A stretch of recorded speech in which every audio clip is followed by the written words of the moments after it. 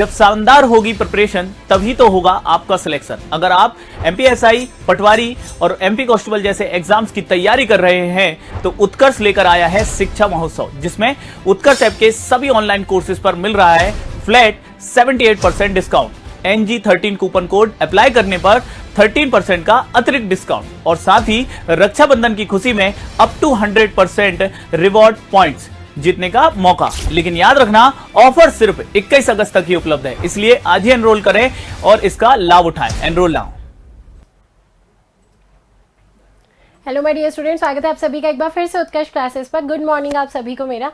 और recorded session देख रहे हो आप आज भी, ये वाला एमसीक्यूज ही लेकर आई हूँ मैं। रेगुलर जो हमारी क्लासेस रहती हैं बस उसी तरीके के, कोशिश करना कि एक एक क्वेश्चन को साथ में सॉल्व करो आप, है ना। और जो नहीं समझ में आ रहा है उसको आप थोड़ा सा पॉज करके एक बार पूरा एक्सप्लेनेशन मेरा सुनना एक दो बार, उसके बाद में फिर आप आगे बढ़ना, तो आपको बहुत अच्छे समझ में आएगा। देखो पहला सेंटेंस है, your separation is so painful to me that I can not bear it at all. अब थोड़ा सा ध्यान से देखा जाए तो क्या लिखा हुआ है, your separation is so painful to me. तुमसे जो सेपरेशन है वो बहुत पेनफुल है मेरे लिए और मैं इसको बियर नहीं कर सकता या कर सकती, इस सेंस में लिखा हुआ है। ओवरऑल अगर मैं आपसे क्वेश्चन पूछती ये लाइव क्लास में तो बिल्कुल मुझे 100% पता है कि आप मुझे एरर यहाँ पर बता रहे होते कि बी वाले पार्ट का आंसर मैक्सिमम स्टूडेंट्स का आ रहा होता है, लेकिन बी में कोई एरर नहीं है। आप अगर देखें तो सो दैट लिखा हुआ है, इतना की के लिए लिखा हुआ है। कुछ बच्चों को लगता है कि यहाँ पे 2 है तो मैं TOO लगाऊंगी, ऐसा कुछ नहीं होगा। ये सो पेनफुल टू मी, ये मेरे लिए के लिए, यहाँ पे के लिए क्या लिखा हुआ है, ये 2 लिखा हुआ है। और सो दैट कितना के लिए लिखा हुआ है, इसमें कोई एरर नहीं है। जो एरर है वो ए पार्ट में है बेटा। और योर सेपरेशन की जगह हम लोगों को बोलना पड़ेगा separation of you, separation from you, इस टाइप से मैं बोलूंगी, सेपरेशन फ्रॉम यू या the separation of you is so painful to me. Your कब लगाया जाता है, जब हम लोग अधिकार बता रहे होते हैं। तो सेपरेशन पर कोई आप अधिकार नहीं बता रहे हो, पोजेशन नहीं बता रहे हो, तो इसमें एरर किस पार्ट में हुआ, ए पार्ट में। अब चलती हूँ मैं अगले क्वेश्चन पर लेकर। What I am doing is for they who believe in democracy. मैं जो कर रही हूँ वो उनके लिए है जो बिलीव करते हैं किस चीज़ में, डेमोक्रेसी पर। What I am doing is for they की जगह आपको यहाँ पर लगाना पड़ेगा फॉर दोज। किसका यूज होगा, फॉर दोज। तो यहाँ पे दे की रिक्वायरमेंट नहीं थी, किसकी रिक्वायरमेंट थी, दोज की रिक्वायरमेंट थी, उनके लिए, उनका, उनकी, उनके के लिए पॉजेसिव केस आता है। तो पॉजेसिव केस आएगा तो दे का अगर मैं आपसे पॉजेसिव केस पूछूं तो वैसे तो पॉजेसिव केस देयर होता है, लेकिन यहाँ पर दोज ज्यादा सही रहेगा। जैसे हु का पॉजेसिव केस बताया था हुज, उसी प्रकार से वहां पर क्या आना चाहिए था, दोज। एरर किस पार्ट में है, बी पार्ट में। अगले क्वेश्चन पर चलते हैं। All the students were made speak English during the final presentation of why are poor. तो अब जो एरर है ये एरर इसी वाले पार्ट में हुआ। मैंने एक दिन और आपको पॉजिटिव वर्ड बताई थी, है ना। तो मेड, किसी से कोई काम करवाया जाता है, आई मेड दैम लॉफ, है ना। तो यहाँ पे अगर देखो तो all students were made speak लिखा, मैंने क्या बोला, आई मेड देम लॉफ।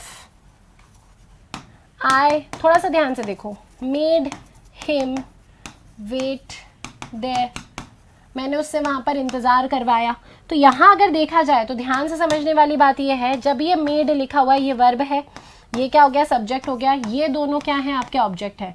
लेकिन इस सेंटेंस में अगर देखो all the students were made, ये वर मेड लिखा हुआ है, तो सेंटेंस किस में है, पैसिव वॉइस में है। ये दोनों सेंटेंसेस किस में थे, आपके एक्टिव वॉइस में थे। अब मैं सेंटेंस लिख रही हूँ पैसिव वॉइस में, तो पैसिव वॉइस में जब आगे ऑब्जेक्ट आएगा, है ना, तो ऑब्जेक्ट जब आगे आता है तो आप क्या करोगे, कोई ना कोई बी वर्ब लगाओगे, बी वर्ब के साथ में आपको मेड लगाना पड़ेगा। अब आगे जो भी वर्ब लगाएंगे वो 2+ वर्ब फर्स्ट फॉर्म लगाना है। तो ध्यान रखने वाली बात यह है कि जब एक्टिव वॉइस में मेड लिखा होता है कुछ काम करवाने के सेंस में, पॉजिटिव वर्ब के सेंस में, तो उसके बाद में टू का यूज कभी भी नहीं होता। आप डायरेक्टली क्या लिखोगे, ऑब्जेक्ट लिखोगे। लेकिन पैसिव वॉइस में जब ऑब्जेक्ट आगे है तो बी वर्ब के बाद में मेड टू के साथ में वर्ब फर्स्ट फॉर्म लगाना है। इसका स्क्रीनशॉट ले लो, इसको नोट डाउन कर लेना, हमेशा याद रखिएगा। ऑल द स्टूडेंट्स, सभी स्टूडेंट से इंग्लिश बुलवाई गई, made to speak English during. तो ये ऑब्जेक्ट था ना, तो मेड टू स्पीक, बी में आपका एरर हुआ। आई होप आपको ये समझ में आया। I was very much keen to go to watch the movie but my mother did not let me to go. कभी भी जब भी लेट मी यूज होता है, लेट मी, लेट हिम, कोई सा भी ऑब्जेक्टिव वर्ब, उसके ठीक बाद में वर्ब लगाते हैं। वर्ब की कौन सी फॉर्म आ जाती है? First form. यहाँ पे टू नहीं आएगा, है ना। तो लेट के साथ में कभी भी टू का यूज ना करें। इसको समझने वाली बात है, इसको ध्यान रखिएगा।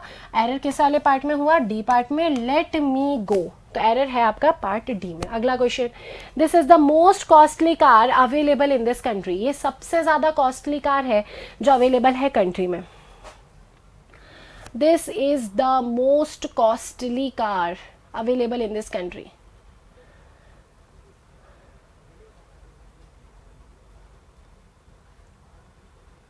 एरर जो होगा इसमें देखो थोड़ा सा ध्यान से, तो ए और बी दोनों पार्ट में एरर आ रहा है बेटा। इसमें ना शायद अगर देखा जाए तो शायद पार्टीशन जो है वो गलत कर दिया है। तो ये क्वेश्चन मुझे जहाँ तक लग रहा है थोड़ा सा टाइपिंग में एरर हो चुका है ये वाला। तो मैं यहाँ से इस ए को हटा रही हूँ, फिर मैं आपको बताती हूँ कि क्या एरर है।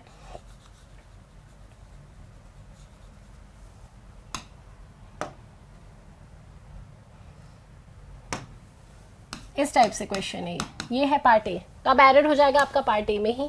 मोस्ट कॉस्टली नहीं होगा, कॉस्टली, कॉस्टलियर, कॉस्टलीस्ट, है ना।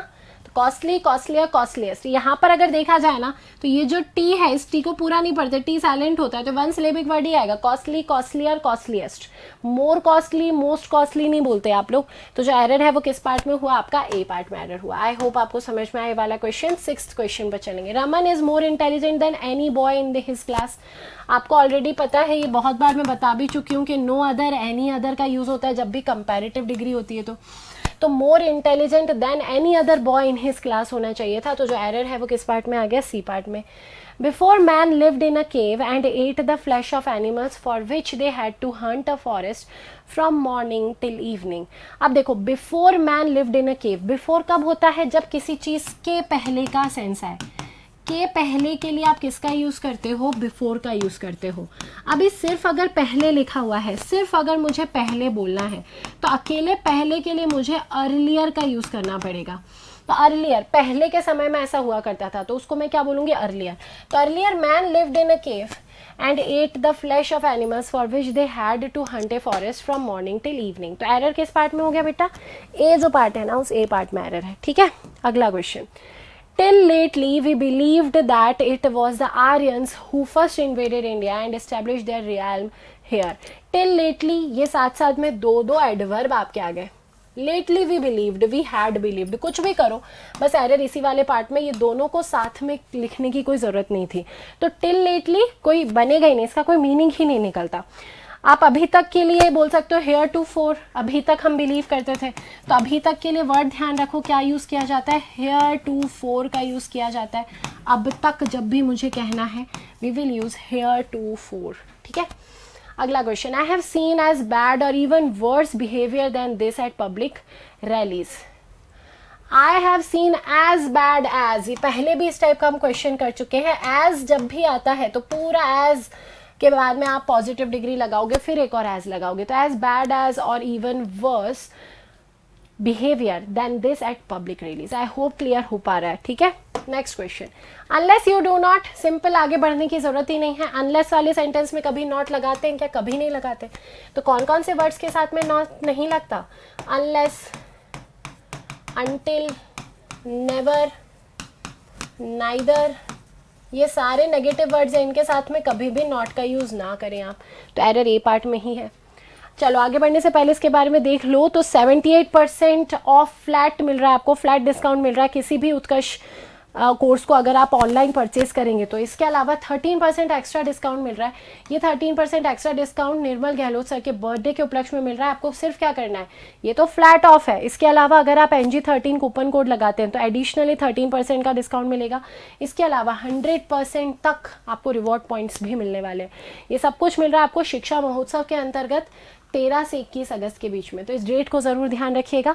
तो बहुत लिमिटेड टाइम बचा हुआ है अब आपके लिए, तो इसको ज़रूर आप लोग अवेल कर लें। He was the only son of his father, and after the death of his father, he became the heir of a large estate. हमेशा होता है heir to a large estate, air के साथ में क्या यूज करोगे, टू। ये phrasal verb ही होता है, का वारिस होना, किसी भी चीज का वारिस होना, उत्तराधिकारी होना, वहां पे एयर के साथ में टू का प्रयोग करोगे, ना कि ऑफ का। तो जो एरर है वो है डी पार्ट में। चलते हैं 12th क्वेश्चन पर। Ramesh is unfortunately accuse with stealing. Phrasal verb का ही क्वेश्चन आया, अक्यूज के साथ में ऑफ का यूज करोगे, accuse of stealing, with stealing नहीं होती, अक्यूज के साथ भी ऑफ आता है, ठीक है, अक्यूज ऑफ, हाँ अक्यूज ऑफ आता है। लेकिन एक्सेस अगर वर्ड लिखा हुआ है, पहुंच, एक्सेस के साथ में टू बोला जाएगा। चार्ज एक वर्ड आता है, ऑफ आएगा। गिल्टी वर्ड आता है, गिल्टी के साथ में भी ऑफ आता है। वर्दी अगर लिखा हो, वर्दी के साथ में भी क्या यूज करते हैं हम लोग, ऑफ का यूज करते हैं। अशेम्ड लिखा है हमने, अशेम्ड के साथ भी ऑफ आता है। अफ्रेड अगर लिखा होता है, ऑफ आएगा। लेकिन ये जरूर ध्यान रखना, ये सब के साथ में ऑफ तब लगाते हो जब इसके ठीक बाद में नाउन आए। देखो ये जो स्टीलिंग है, स्टील में आईएनजी लगाया मैंने, मतलब जिरंड फॉर्म वो नाउन को डिनोट कर रहा है, तो नाउन आना जरूरी है, इसको समझने वाली बात होती है, ठीक है। It is an irony that she did not call me since we last met this week. देखो बोलने में मैंने उसको अलग टाइप से पढ़ा था, सिंस वी लास्ट मेट नहीं बोलोगे, सिंस वी मेट, ये लास्ट गलत लिखा हुआ है, since we met each other, since we last met each other ये बिल्कुल गलत है, since we met each other सही होगा, ठीक है। अच्छा एक सेकेंड रुकिए, ये तो since we last met each other, ठीक है ठीक है ठीक है, एक second. Since we last met each other, since वाला फॉर्मूला लगा हुआ है, सिंस के बाद वाला जो सेंटेंस है वो जब होता है पास्ट इंडेफिनिट टेंस में। मैं ईच अदर नहीं देख रही थी, लास्ट नाइट में देख रही थी, तो मेरे को ये लगा कि शायद ये फिर लास्ट यहाँ पे गलत है, लेकिन यहाँ तो ईच अदर लिखा हुआ है, तो उसमें कोई समस्या नहीं है। ये फॉर्मूला लग रहा है इसमें, सिंस के बाद वाला सेंटेंस पास्ट इंडेफिनिट टेंस में होता है, सिंस के पहले वाला जो सेंटेंस होता है बेटा वो प्रेजेंट परफेक्ट टेंस में होता है। तो इस फॉर्मूले को याद रखना, सिंस के पहले वाला सेंटेंस प्रेजेंट परफेक्ट टेंस में होगा। It is an irony that she has not called me since we last met, ठीक है। तो जो एरर है बी पार्ट में हुआ, ठीक है। चलो I hope this is clear to you all. अगला question, my mother asked me to stay at home if her brother does not come. Asked लिखा हुआ है, थोड़ा सा ध्यान से देखें तो ये जो सेंटेंस है इनडायरेक्ट स्पीच दिखाई दे रहा है। इनडायरेक्ट स्पीच के आपने इतने सारे स्ट्रक्चर्स देखे, आपने जो टेबल पढ़ी है इनडायरेक्ट स्पीच की उसमें आपने ये पढ़ा कॉमन बात कि इनडायरेक्ट स्पीच में हमेशा जो सेंटेंस होता है ना, दैट के बाद वाला, कंजंक्शन के बाद वाला, वो केवल पास्ट टेंस में होता है। किसमें होता है, पास्ट टेंस में। अनटिल एंड अनलेस उसमें से, सेज, विल से नहीं लिखा हो, तब उस कंडीशन में प्रेजेंट में हो सकता है, अदरवाइज यूनिवर्सल ट्रूथ होता है तो प्रेजेंट में होता है, अदरवाइज आपको हमेशा पास्ट टेंस ही लिखना पड़ता है इनडायरेक्ट स्पीच में। तो my mother asked me to stay at home if a brother did not come, does not come की जगह आपको क्या लिखना पड़ेगा, डिड नॉट कम। डी में एरर हुआ आपका, डी पार्ट गलत था। Give me 3000 rupees please will you. देखो ये क्वेश्चन रिपीट इसलिए किया मैंने, किसी स्टूडेंट ने कोई डाउट पूछा था कि मैम यहाँ पे विल क्यों आया, यहाँ पर वुड विल क्यों नहीं लगाया, आपने वुड क्यों लगाया। बेटा यहाँ पे क्या लिखा हुआ है, प्लीज लिखा हुआ है। जब भी आप पोलाइट रिक्वेस्ट करते हो, कौन सी रिक्वेस्ट करते हो, पोलाइट रिक्वेस्ट, तो पोलाइट रिक्वेस्ट होती है वुड से और कुड से।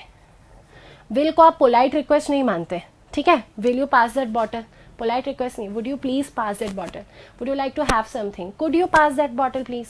तो प्लीज लिखा हुआ है, पोलाइट रिक्वेस्ट है, तो आप प्रेफर करते हो यहाँ पर वुड को या कुड को। तो give me 3000 rupees please would you, इस टाइप से बोलोगे ज्यादा सही होगा। तो एरर किस पार्ट में हो गया, डी पार्ट में, ठीक है। अगला question, she has little knowledge of music hasn't she. देखा जाए तो यहाँ पे लिखा हुआ है she has little knowledge of music, hasn't she तो बिल्कुल सही है। क्वेश्चन टैग का अपनी बुद्धि मत चलाना, किसी में एरर बता दे। अब मुझे बोलना है उसके पास में she has little knowledge of music, मुझे बोलना है ना के बराबर नॉलेज है उसके पास में म्यूजिक की, तो ना के बराबर के लिए मैं क्या बोल देती, ना के बराबर के लिए नेग्लिजिबल अमाउंट ऑफ नॉलेज बोल दो, लेस नॉलेज ऑफ बोल दिया जाए, लिटिल नॉलेज बोल गया, लेस शुगर, लेस। एक सेकेंड रुकिएगा, लिटिल जो होता है वो अनकाउंटेबल के साथ में यूज करते हो आप, ठीक है। नॉलेज जो है वो अनकाउंटेबल है, और लेस जो होता है वो यूज़ हो जाता है काउंटेबल के साथ में। ठीक है भाई, ये वाला तो रूल इसमें नहीं अप्लाई हो रहा। क्वेश्चन टैग का देखा जाए तो भी बिल्कुल सही है। आप ज़्यादा ज़्यादा ही बोल सकते थे she has a little knowledge of music. Hasn't she नहीं है क्या? सेंस कुछ ऐसा आ रहा है कि उसमें थोड़ी नॉलेज है म्यूजिक की। आप ऐसा बोलोगे क्या उसमें ना के बराबर नॉलेज है म्यूजिक की? नहीं है क्या? ऐसा गलत लग रहा है। देखो उसमें ना के बराबर नॉलेज है म्यूजिक की, नहीं है क्या? उसमें थोड़ी नॉलेज है म्यूजिक की, है ना? ऐसे करके पूछेंगे आप। तो थोड़ी के लिए लिटिल नहीं आना चाहिए। यहाँ पे आपको क्या बोलना पड़ेगा? She has a little knowledge of English of music, hasn't she. तो जो एरर है वो किस पार्ट में बताओगे? बी पार्ट में। ये याद रखो, लिटिल, ए लिटिल और द लिटिल वाला कंसेप्ट लगा है इसमें। लिटिल हो जाता है ना के बराबर, नेग्लिजिबल। ए लिटिल होता है थोड़ा, द लिटिल होता है इंटायर, जितना है उतना पूरा को आप लोग बोल दोगे द लिटिल। ठीक है, एरर है बी पार्ट में। अगला question 17, you can all by your tickets eight this counter.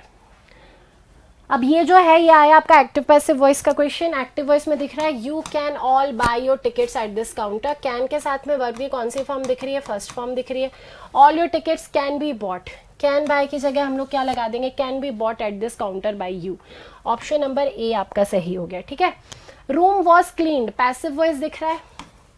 Passive को एक्टिव में बदलना पड़ता है। रूम वॉज क्लीन्ड तो सही हो जाएगा समवन क्लीन्ड द रूम। बस बिल्कुल डी जो ऑप्शन है वो सही हो गया। ठीक है, समवन क्लीन्ड द रूम, ये वो वाला है जिसमें जो सब्जेक्ट होता है वो क्या होता है? मिसिंग होता है। ये वो वाला रूल लग रहा है इसमें।